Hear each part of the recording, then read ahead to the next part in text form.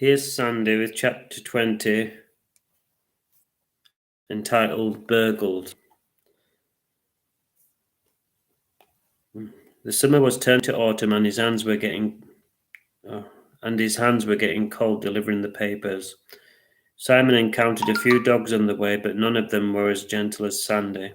He wished he could take her with him, but it was a risk he wouldn't do. He had to keep up with the round, as dog food wasn't cheap and Sandy had a healthy appetite. When they got home, there was a surprise. The door was open, and when Simon looked inside, the sofa was upside down and the TV was gone. Simon was stunned. They'd never been burgled before. He'd only read about things like this in the major newspapers. He went to school and spent all day worrying about what would happen when his dad came home. He was so stressed that he didn't even feed Sandy. He had too much on his mind. Finally, he went home and he opened the door with great apprehension, only to find his dad looking surprisingly pleased. "Today's the day we get a new telly," his dad said jovially.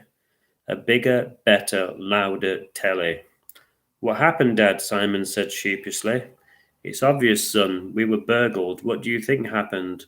I did it all by myself." "No, Dad, of course not," he said diplomatically. "They got them," Alf said, rubbing his hands with glee. "Who, Dad?" Simon said, puzzled. The thieves, stupid," his dad shouted, losing his patience. "Who do you think did it? The Samaritans?" "No, Dad," Simon said, feeling foolish. He'd never heard of Samaritan burglars before. "What we need is a guard dog to keep all of them young thugs away," Alf said. Simon couldn't believe his ears. Could Sandy be a guard dog, he thought. "I'm waiting for the new TV to be delivered," Alf said. "Here's £50. Go into town and don't come back until you've got a guard dog with you. And I don't mean a poodle," he added helpfully.